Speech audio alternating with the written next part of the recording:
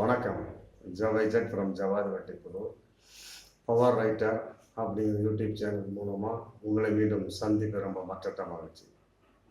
அத்தோட எங்கள் சேனலை சப்ஸ்கிரைப் பண்ணுங்கள், பெல் பட்டன் அழுத்த மறந்துடாதீங்க. அத்தோட எல்லாத்துக்கும் ஷேர் பண்ணுங்க. பொதுவாக பயணங்களில் ஒரு பாதுகாப்பான ஒரு பயணம், அப்புறம் படுக்க, ரெஸ்ட் ரூம் போக, விலை குறைவான ஒரு பயணம் அப்படின்னா அது ரயில்வே பயணம் தான். இப்போ பஸ்லாம் எடுத்துக்கிட்டோம் அப்படின்னா நம்ம விருப்பத்துக்கு போக முடியும். ஆனால் நம்ம விருப்பத்துக்கு சில அசௌகரியங்கள் அங்கே இருக்கும். நிறைய விருப்பத்துக்கு மாறா பல அசௌகரியங்கள், அதை நம்ம ஒன்றும் பண்ணவே முடியாது. ஆனால் ரயிலை பொறுத்த வரைக்கும் அப்படி கிடையாது. இதை விட காஸ்ட்லியானது விமான பயணம்.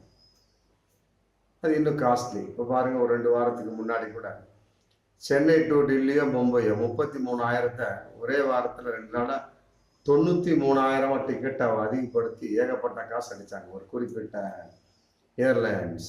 அந்த மாதிரிலாம் இருக்குது. ஆனால் ரயிலை பொறுத்த வரைக்கும் அப்படி கிடையாது. விலையும் கம்மி, பாதுகாப்புக்கு பாதுகாப்பு. படுத்துக்கிட்டு போகலாம், ரெஸ்ட் ரூம் போகலாம், உட்காந்து பேசலாம், நின்று பேசலாம், எப்படி வேணாலும் செய்யலாம். அந்த மாதிரி ஒரு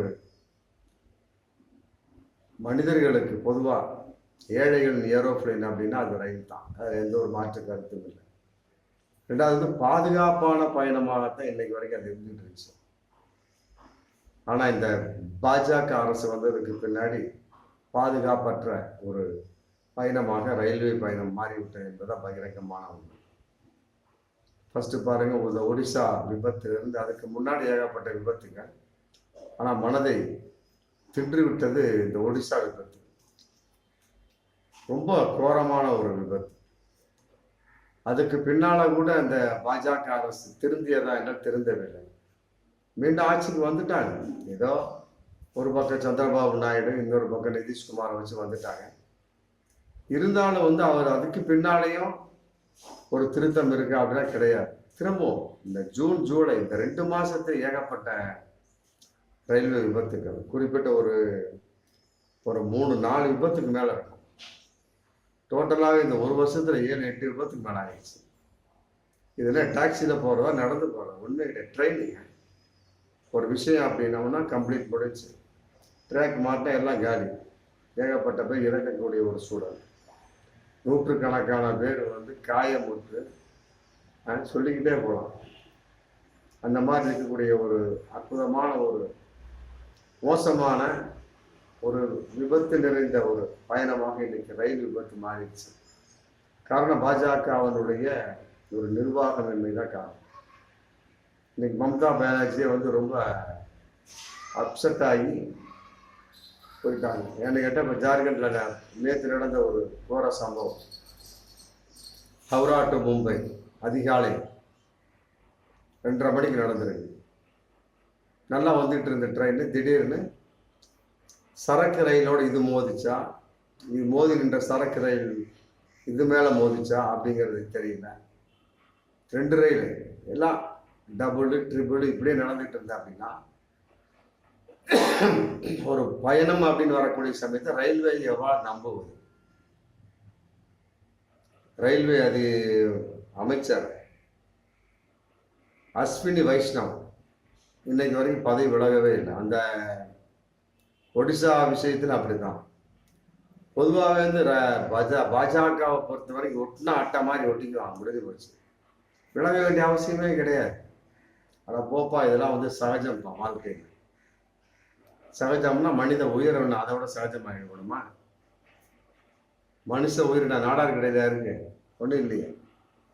அந்த மாதிரி மிக கேவலமான ஒரு ஆட்சியில் தான் இன்னைக்கு இருந்துட்டு இருக்கோம். ரயில்வே துறை ரொம்ப கெட்டு போச்சு. முதலெல்லாம் லல்லு பிரசாத் அது இருந்த சமயத்துல தான் ரொம்ப டாப்பாக இருக்கும். ஆமாம், அதற்கென்று ஒரு தனி பட்ஜெட்டை உருவாக்கியவர்.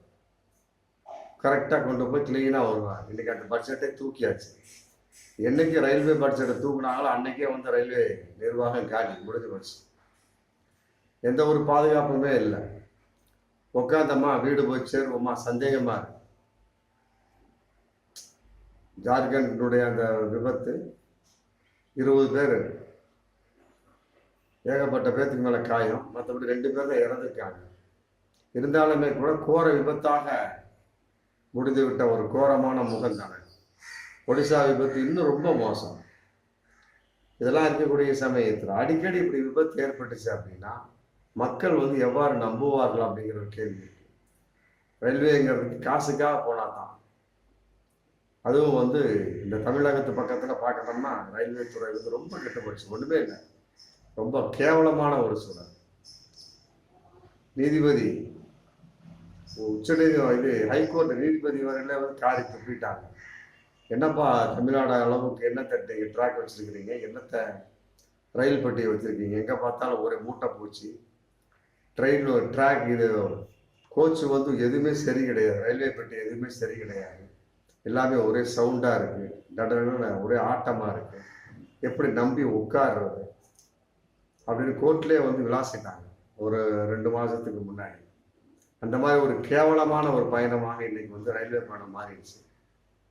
இப்படி இருக்கக்கூடிய சமயத்தில் எந்த ஒரு ஒரு அசைவும் இல்லாமல் இன்னைக்கு பாஜக குறிப்பாக மோடி அமித்ஷா இருக்கிறாங்கன்னா உண்மையிலே இதெல்லாம் வந்து ரொம்ப மனசுல அழுத்தமுள்ள ஒரு விஷயம். போடா எவன் இருக்கிற நம்ம கேட்கறது.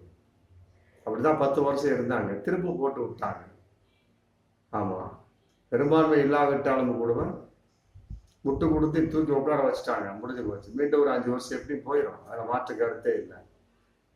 எப்படிப்பட்ட விஷயமாக இருந்தாலும் சரி, இது மட்டும் இல்லை, ஏகப்பட்ட விஷயம். அந்த நாடாளுமன்ற கலர் கொண்டு தாக்குதல், மற்றபடி வந்து இஸ்லாமிய வெறுப்பு பிரச்சாரம், மற்றபடி மக்கள் வந்து எதுக்காவது ஒரு பிரச்சனைக்கு போராடினாங்க அப்படின்னா அதுக்கு எந்த ஒரு பதிலும் சொல்றதில்லை.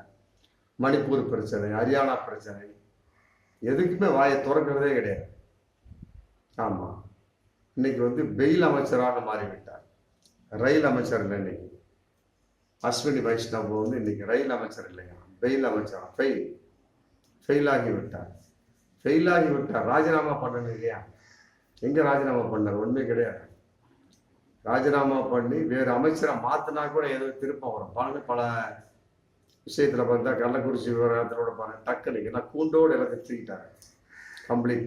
அப்புறம் திடீர்னு இப்போ 2 வாரத்துக்கு முன்னாடி ஏகப்பட்ட ஐஏஎஸ் மாற்றம். இப்படி மாத்தினாதான் வந்து உங்களுக்கு அடுத்தடுத்து என்ன ஸ்டெப் அப்படிங்கிறது அவங்க புதுசா செய்வாங்க. நம்ம பாருங்க, இந்த ஆம்ஸ்டாங் கொலை வழக்கில் வந்து ரொம்ப கசா முசா ஆளுக்கு ஒரு பேச்சு பார்த்தாரு. டக்குன்னு அந்த குரூப்பை தூக்கிட்டு புதுசாக போலீஸ் கமிஷனர் அருணை போட்டாங்க. அடுத்த நாளே என்கவுண்டர் திருச்சியில், அதுக்கு அடுத்த நாள் என்கவுண்டர்.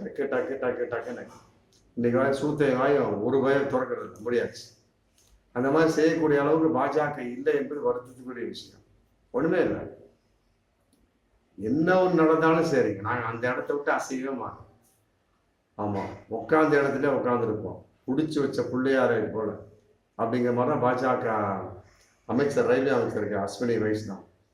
ஆமாம், இவரை பொறுத்த வரைக்கும் ரயில் அமைச்சர் இல்லை, ஃபெயில் அமைச்சர் அப்படின்னா இன்னைக்கு ஒரு மிகப்பெரிய ஒரு வைரலான விஷயம் போயிட்டு இருக்கு. ஆமாம், இது மட்டும் கிடையாது, இவர் மட்டும் கிடையாது, டோட்டலாக பாஜகவே வந்து ஒரு ஃபெயில் அரசாங்கம் அப்படிங்கிறத நம்ம சொல்லக்கூடிய ஒரு சூழல். பார்ப்போம் மீண்டும் அடுத்த வீடியோ. நன்றி.